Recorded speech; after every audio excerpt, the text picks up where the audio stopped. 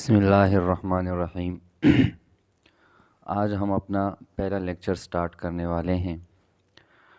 इस चैप्टर में हम आज अपना यूनिट 3 से स्टार्ट करेंगे, जो फोर्स एंड मोशन के बारे में है। Unit number 3।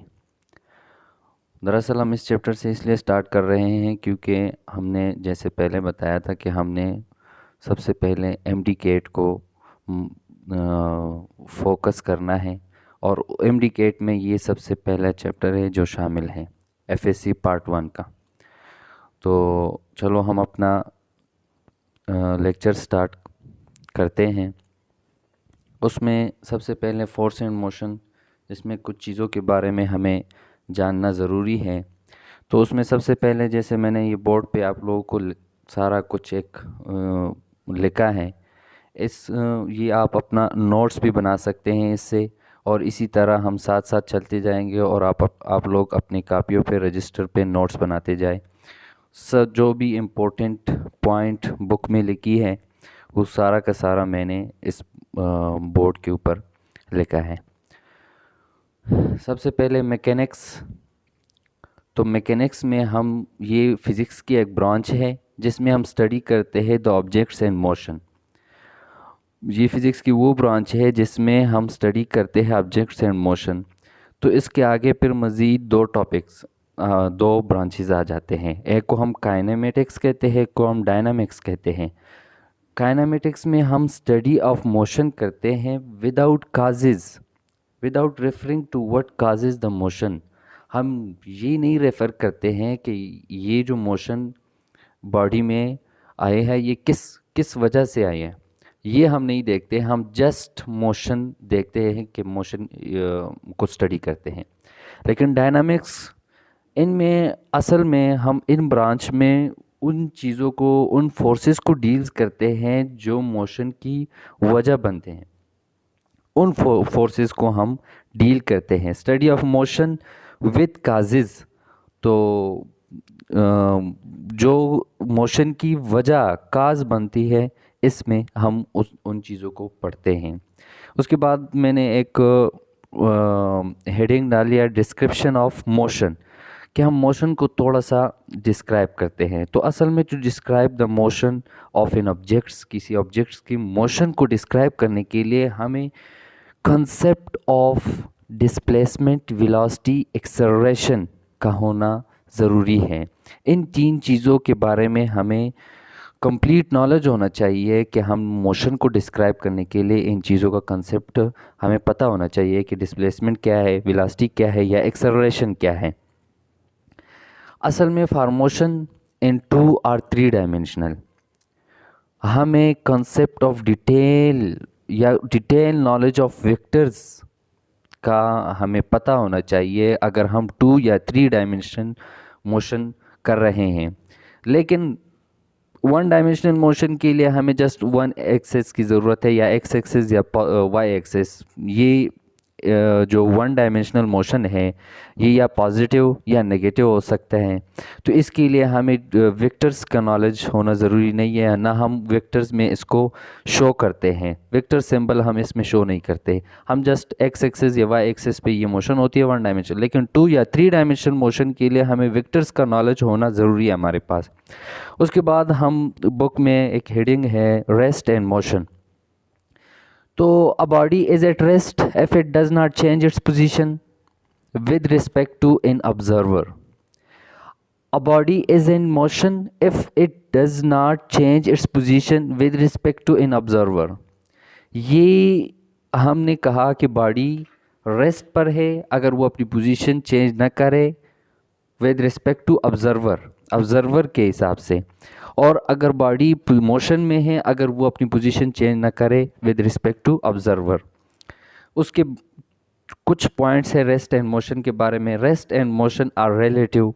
एक चीज़ याद रखनी है कि कोई भी चीज़ इस यूनिवर्स में एब्सोल्यूट नहीं है, वो सारे के सारे रिलेटिव हैं, वो एब्सोल्यूट नहीं है।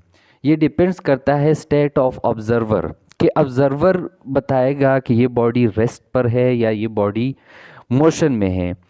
असल में 2 ऑब्जर्वर के डिफरेंट ओपिनियन हो सकते हैं अबाउट रेस्ट एंड मोशन। एक ऑब्जर्वर कहेगा कि बॉडी रेस्ट पर है, हो सकता है दूसरे ऑब्जर्वर के लिए वो बॉडी मोशन में हो। जैसे कि अगर कोई एक बॉडी गाड़ी में मौजूद है और बाहर से एक ऑब्जर्वर उसको देख रहा है तो वो कहेगा कि ये बॉडी मोशन में है, लेकिन अंदर से जो अंदर एक ऑब्जर्वर उस बॉडी को ऑब्जर्व कर रहा हो तो उसके लिए वो बॉडी रेस्ट पर है। तो इसलिए हम रेस्ट एंड मोशन में specification of observer is important, ये एक बात मैंने लिखी है यहाँ पर कि हमें अगर हम बताते हैं कि ये बॉडी रेस्ट पर इमोशन तो उसके लिए स्पेसिफाई करेगा, कौन स्पेसिफाई करेगा? ऑब्जर्वर, कि ये बॉडी रेस्ट पर है या मोशन में है। Motion and rest are not absolute, मतलब ये फैक्ट्स नहीं है। ये एब्सोल्यूट का मतलब यही है कि ये फैक्ट्स नहीं है, ये एक रिलेटिव क्वांटिटीज़ है। तो ये एक और एग्जांपल हम जो देख सकते हैं कि अगर हम एक चेयर के ऊपर बैठे हुए हैं तो जो हमारी स्पीड है वो अर्थ के लिए ज़ीरो है। रिलेटिव टू अर्थ हमारे पास वो स्पीड क्या हो गए, वो ज़ीरो है, क्योंकि हम ज़ीरो अर्थ के साथ साथ जो है ना मूव कर रहे हैं तो उसके लिए ये ज़ीरो है। लेकिन अगर एक सन पर बैठा हुआ शख्स या सन के लिए वो स्पीड 30 किलोमीटर पर सेकंड के हिसाब से वो बॉडी जो चेयर के ऊपर है वो मूव कर रही है। तो ये कुछ पॉइंट्स थे अबाउट इट। आगे हम डिस्प्लेसमेंट, वेलोसिटी, डिस्टेंस और इन चीज़ों के बारे में थोड़ा सा देखते हैं। नेक्स्ट जो चीज़ हम पढ़ने जा रहे हैं वो है डिस्प्लेसमेंट, वेलोसिटी, एक्सेलरेशन। तो सबसे पहले हम डिस्प्लेसमेंट एंड डिस्टेंस के बारे में थोड़ा सा फ़र्क देखते हैं कि डिस्टेंस और डिस्प्लेसमेंट में बेसिकली क्या फ़र्क है। तो असल में डिस्प्लेसमेंट हमारे पास shortest distance between two points, दो पॉइंट्स के दरमियान, दो पोजीशंस के दरमियान हमारे पास जो शॉर्टेस्ट डिस्टेंस होता है उसको हम डिस्प्लेसमेंट कहते हैं। और distance total path length of the path, total length of the path जो हमारे पास होता है वो डिस्टेंस होता है।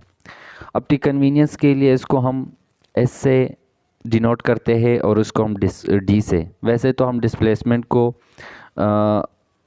डी एक्स भी ज़ाहिर करते हैं, डेल डी भी ज़ाहिर करते हैं, डेल एल भी ज़ाहिर करते हैं, डेल आर, ये सारे डिस्प्लेसमेंट के डिनोशन है और अपनी कन्वीनियंस के लिए हम इसको डिनोट करते हैं। तो ये एक वेक्टर क्वांटिटी है और ये एक स्केलर क्वांटिटी है। वेक्टर का होना इसलिए ज़रूरी है क्योंकि ये वेक्टर जो है ना दो पॉइंट्स के दरमियान एक शॉर्टेस्ट डिस्टेंस हमें शो कर देता है। वेक्टर्स के ज़रिए से हम ही शो कर सकते हैं, तो इसलिए ये एक वेक्टर क्वांटिटी है। और ये एक स्केलर, क्योंकि इसमें डायरेक्शन की भी ज़रूरत पड़ती है, क्योंकि कौन से एक साइड से हम शो कर देते हैं कि ये डिस्प्लेसमेंट। ये दोनों का यूनिट्स मीटर है, ये भी मीटर में शो करते, ये भी मीटर है। इट्स की value displacement value can be zero, negative और पॉजिटिव। हम इधर मैं आप लोगों को बता देता हूँ किस तरह। और इसकी value can not be negative, इसकी वैल्यू नेगेटिव नहीं हो सकती इसकी वैल्यू। ये एक स्केलर है इसलिए ये हमेशा पॉजिटिव रहेगी। तो इसलिए अगर ये देखो, ये एक डिस्टेंस है हमारे पास, यहाँ से लेकर यहाँ से यहाँ तक, तो ये डिस्टेंस है। लेकिन डिस्प्लेसमेंट अगर यही बॉडी यहाँ से मूव करके यहाँ तक जाती है तो पॉजिटिव एक्स एक्सिस, और अगर यही बॉडी यहाँ से मूव करके यहाँ वापस आती है तो नेगेटिव एक्स एक्सिस के ऊपर मूव करती है।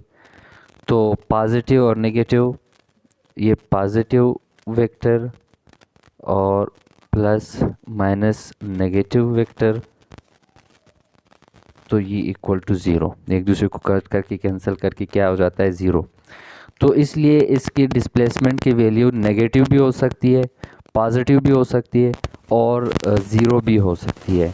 तो ये मैंने आप लोगों को दिखाया, ये इसकी डेफिनेशन। कुछ पॉइंट्स हैं मैं आप लोगों को बता देता हूँ कि डिस्टेंस और डिस्प्लेसमेंट, ये डिस्टेंस के लिए हम डिनोशन अपनी आसानी के लिए एस और डी, ये इक्वल हो सकते हैं सिर्फ और सिर्फ स्ट्रेट पाथ पे मोशन। जो अगर स्ट्रेट पाथ मोशन हो तो उस वक़्त हमारे पास डिस्प्लेसमेंट और डिस्टेंस इक्वल होते हैं। लीनियर मोशन जिसको हम कहते हैं उसमें भी, otherwise always otherwise always distance greater than displacement, या distance greater or equal to displacement. एक और, the ratio of distance to displacement greater or equal to 1, या the ratio of displacement to distance less than or equal to 1. ये कुछ points है। ये कौन सा मोशन, ये वाले पॉइंट्स अगर स्ट्रेट पाथ मोशन हो तो उस वक़्त हमारे पास डिस्प्लेसमेंट और डिस्टेंस इक्वल होता है। तो ये इसके बाद मैं इसके कुछ एग्जांपल आप लोगों को बताता हूँ। ये कुछ एग्जांपल है अबाउट डिस्टेंस से डिस्प्लेसमेंट। पहला फिगर आप देख लें, अगर एक बॉडी यहाँ से मूव करके यहाँ तक जाती है तो उसका डिस्टेंस और डिस्प्लेसमेंट क्या होगा। तो डिस्टेंस के बारे में हमने पढ़ा था कि ये टोटल पाथ लेंथ होता है, तो हम टोटल को प्लस करके हमारे पास डिस्टेंस आ जाएगा 3 मीटर, 7, 10 एंड 3 13 मीटर। इसका क्या आ जाएगा, डिस्टेंस आ जाएगा। जबकि डिस्प्लेसमेंट हमारे पास शॉर्टेस्ट डिस्टेंस होता है बिटवीन 2 पॉइंट्स। तो ए और बी के दरमियान हम वेक्टर ड्रॉ कर देंगे जो शो करेगा कि ये शॉर्टेस्ट डिस्टेंस है, तो ये हमारे पास 7 मीटर। दूसरा फिगर है कि if a body starts from point A and come back to point A, तो what will be the distance and displacement. तो डिस्टेंस कंप्लीट सर्कल है तो उसका सरकमफरेंस हमारे पास क्या होगा, डिस्टेंस होगा ये कंप्लीट, तो ये हमारे पास आ जाएगा 2 पाई आर। कंप्लीट सर्कल का जो सरकमफ्रेंस होता है 2 पाई आर होता है, वही हमारे पास डिस्टेंस। और डिस्प्लेसमेंट चूँकि बॉडी उसी पोजीशन पे वापस आ गई तो इसलिए कोई डिस्प्लेसमेंट नहीं उसने तय किया, ज़ीरो डिस्प्लेसमेंट। नेक्स्ट एक है कि a body start from point A and body A से स्टार्ट लेती है और बी तक आ जाती है, तो उसका डिस्प्लेसमेंट और डिस्टेंस क्या होगा। तो देखो डिस्टेंस हमारे पास हाफ ऑफ द सर्कल, ए से स्टार्ट ली है बॉडी ने और बी तक आई है, तो कितना डिस्टेंस इसने तय किया, तो हाफ ऑफ सर्कल। तो ये पाई आर था, 2 पाई आर था, तो ये पाई आर होगा। इसी तरह उसने कितना डिस्प्लेसमेंट कवर किया, तो डिस्प्लेसमेंट हमारे पास शॉर्टेस्ट डिस्टेंस बिटवीन 2 पॉइंट्स, तो कितना शॉर्टेस्ट डिस्टेंस से ये आर है, तो ये उसके साथ मिला के 2 आर हो जाएगा। इसी तरह हमारे पास एक बॉडी अगर ए से स्टार्ट लेती है और जाते जाते एक पॉइंट सी तक आती है, तो उसने कितना डिस्टेंस और कितना डिस्प्लेसमेंट कवर किया होगा। तो यहाँ से यहाँ तक 3 मीटर,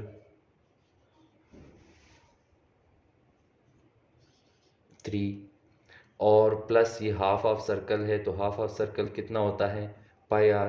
तो 3 मीटर प्लस पाई आर उसका क्या हो जाएगा, डिस्टेंस हो जाएगा, टोटल पाथ लेंथ। लेकिन जबकि डिस्प्लेसमेंट के लिए हम एक शॉर्टेस्ट एक वेक्टर ड्रॉ कर देंगे between 2 points, 2 position, initial and final position के दरमियान हम एक वेक्टर ड्रॉ कर देंगे।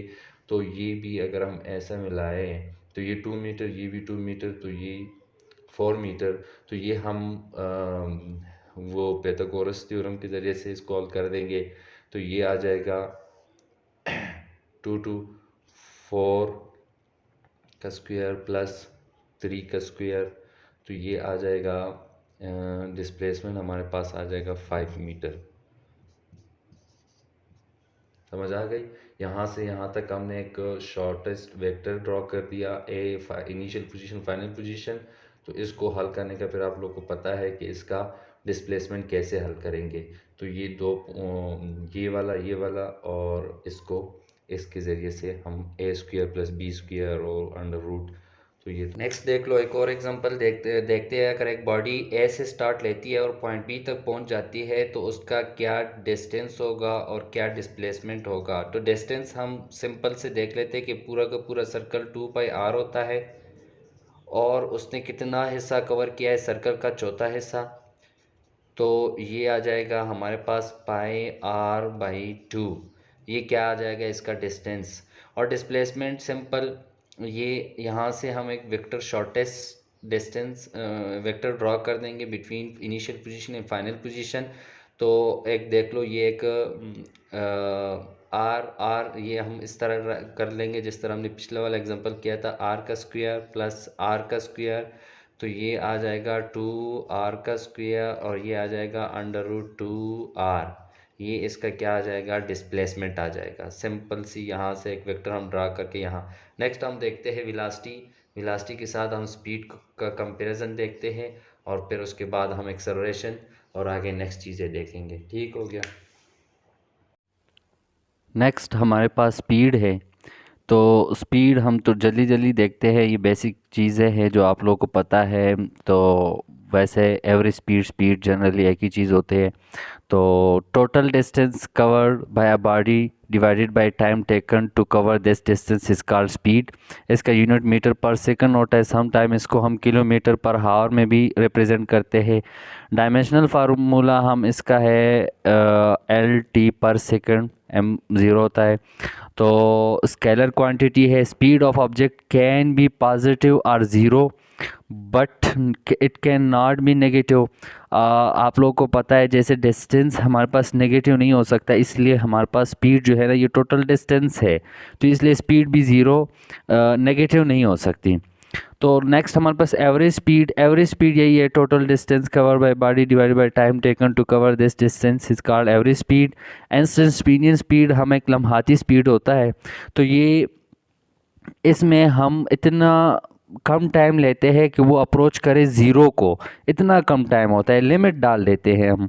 तो ये भी limit del T approach to zero time taken to cover distance, time taken to cover total distance divided by time taken to cover this distance. Next हमारे पास दो चीज़ें, एक यूनिफॉर्म स्पीड, एक वेरिएबल या non uniform speed. Uniform speed ये है कि covers equal distances in equal interval of time however small these time interval में बी। ये हमारे पास यूनिफॉर्म स्पीड होता है कि equal distances in equal interval of time is called uniform speed.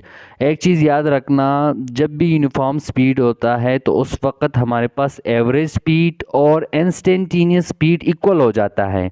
देखिए अगर हम एक इंस्टेंटेनियस स्पीड लेते हैं, मिसाल के तौर पर 1 मीटर हम मूव करके 1 सेकंड में, तो इसी तरह अगर हम ये 1 मीटर 1 सेकंड, और अगर हम देख ले कि टोटल डिस्टेंस जो इसने कवर किया, ये देखो 10 सेकंड 10 मीटर इसने 10 सेकंड में कवर किया है, तो ये एवरेज स्पीड है। और ये 1 मीटर 1 सेकंड में कवर किया है, तो ये इंस्टेंटेनियस स्पीड है।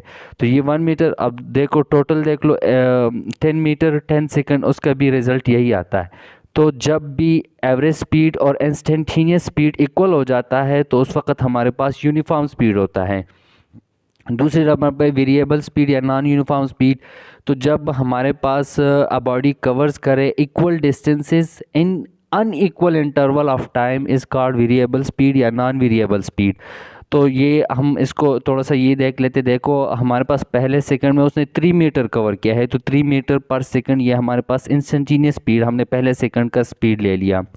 टोटल हम देख ले तो 10 मीटर एंड 3 सेकंड, 1 सेकंड 1 1 1, तो ये टोटल 10 मीटर उसने 3 सेकंड में कवर किया है। तो ये देख लो इंस्टेंटेनियस स्पीड और एवरेज स्पीड हमारे पास इक्वल नहीं आ रहा है, तो ये हमारे पास नॉन यूनिफॉर्म स्पीड होता है या ये वेरिएबल स्पीड होता है, इसको हम जनरली एवरेज स्पीड भी कहते हैं।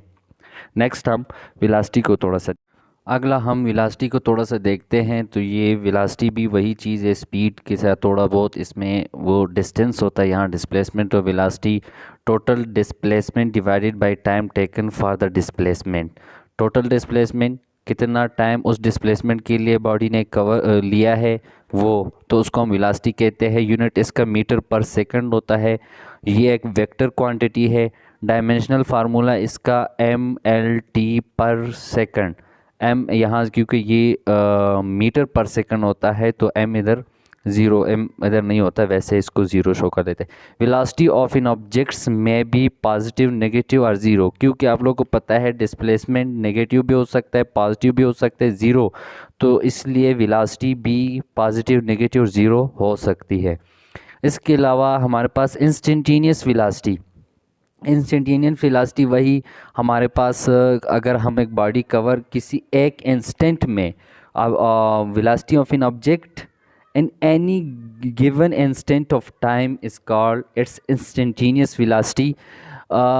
यहाँ हम लिमिट डाल देते हैं देखे इतने कम टाइम में कि वो टाइम अप्रोच करे ज़ीरो, तो उसको हम इंस्टेंटेनियस वेलोसिटी कहते हैं। और वही चीज़ यूनिफॉर्म वेलोसिटी, वही a body covers equal displacement in equal interval of time, uniform velocity.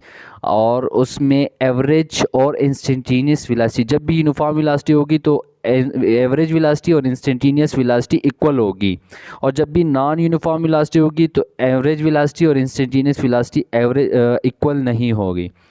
एक चीज़ याद रखना कि जब भी यूनिफॉर्म वेलोसिटी होती है तो उस वक़्त हमारे पास magnitude as well as direction of velocity remains constant रहती है, और हमारे पास अगर नॉन यूनिफॉर्म वेलोसिटी हो तो magnitude as well as direction of velocity does not remains constant.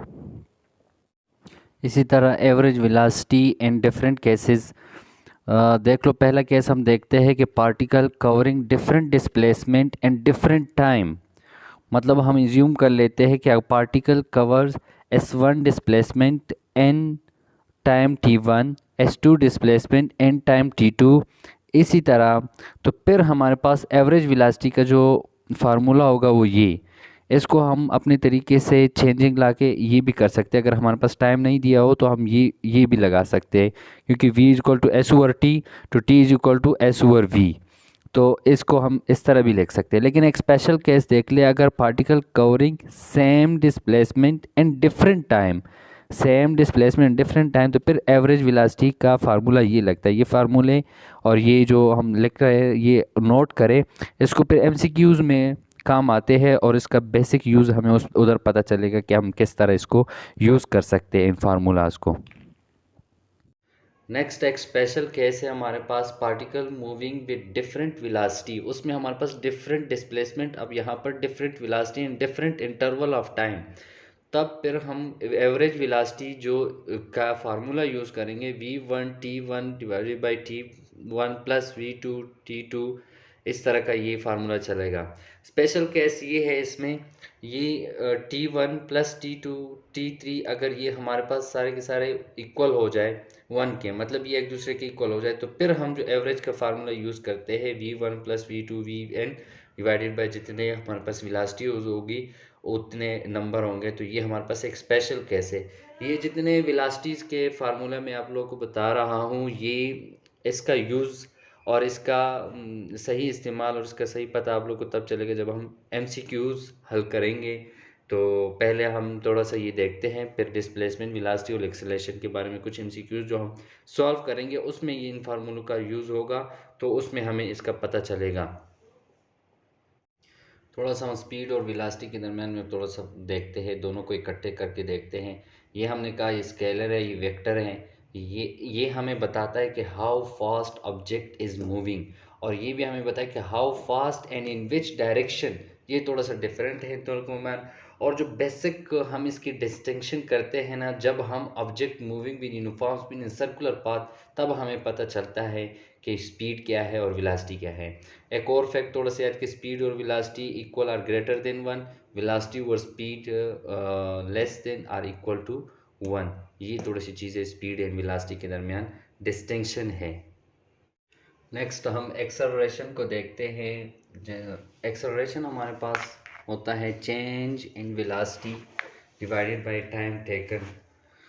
तो जो वेलोसिटी के अंदर हमारे पास चेंजेस आ रही होती है, तो ये हमारे पास क्या होता है, एक्सेलरेशन। ये एक वेक्टर क्वांटिटी है, इसका unit metre per second square होता है, और इसका अगर डायमेंशनल हम देख ले तो LT पर सेकंड स्क्वायर।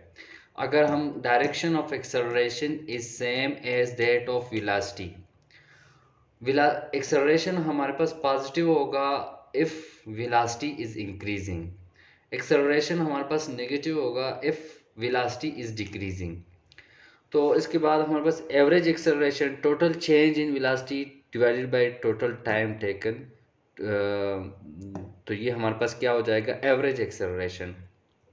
इंस्टेंटेनियस एक्सेलरेशन वही कि किसी एक लम्हे में उस वक़्त हम लिमिट डाल देते हैं और वो टाइम अप्रोच कर देते हैं ज़ीरो, तो बाकी वही किसी एक इंस्टेंट पे हम एक्सेलरेशन देख रहे हैं तो उसका ये वाला फार्मूला होगा। और वही चीज़ uniform acceleration if a body it's if a body curves if a body changes its velocity by equal amounts in equal interval of time, तो ये हमारे पास यूनिफॉर्म एक्सेलरेशन होगा। और उस वक़्त हमारे पास एवरेज एक्सेलरेशन और इंस्टेंटेनियस एक्सेलरेशन हमारे पास इक्वल हो जाता है अगर बॉडी यूनिफॉर्म एक्सेलरेशन के साथ मूव करती है। और अगर नॉन यूनिफॉर्म के साथ है तो उस वक़्त एवरेज और इंस्टेंटेनियस एक्सेलरेशन इक्वल नहीं होता।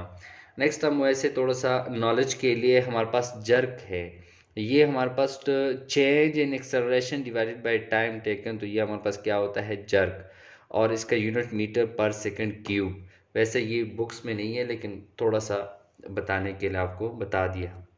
एक्सेलरेशन में अगर मैं एक और चीज़ को पढ़ते हैं कि एक्सेलरेशन डीसेलरेशन होता है। डीसेलरेशन हम उसको कहते हैं जब इंक्रीज़ कर रहा होता है वेलोसिटी, तो जब वेलोसिटी इंक्रीज़ कर रही होती है तो उस वक्त हमारे पास एक्सेलरेशन होता है। जब डिक्रीज़ कर रहे होते हैं तो उस वक्त हमारे पास डीसेलरेशन होता है। लेकिन डिक्रीज़ करते करते ज़ीरो तक ना पहुँचे तो वो डीसेलरेशन होता है। और रिटार्डेशन डिक्रीज़ करके ज़ीरो तक पहुँचे तो ये हमारे पास रिटार्डेशन होता है।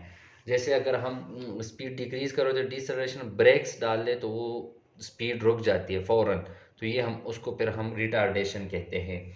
और एक और चीज़ हम एक्सेलरेशन में पढ़ते हैं थोड़ा सा उसके हवाले से है frame of reference, inertial frame of reference and non inertial frame of reference. तो ये अगर हमारे पास एक्सेलरेशन ज़ीरो हो तो उस वक़्त इसको हम इनर्शियल फ्रेम ऑफ रेफरेंस कहते हैं। और अगर हमारे पास acceleration not equal to zero हो तो उसको हम non inertial frame of reference कहते हैं। अर्थ को अगर हम जनरली अगर हम बोले तो अर्थ एक इनर्शियल फ्रेम ऑफ रेफरेंस में आता है। लेकिन हम स्ट्रिक्टली स्पीकिंग के साथ अगर हम करें, मतलब उसको, मतलब उसके ज़्यादा मुशाहिदे के बाद अगर हम देख लें तो ये non inertial frame of reference में अर्थ आता है। तो ये इनर्शिया एक्सेलरेशन के बारे में थोड़ा सा था। आगे हम कुछ एमसीक्यूज़ इसके बारे में पढ़ेंगे और नेक्स्ट आप लोगों को फिर कुछ और चीज़ें भी बताएंगे।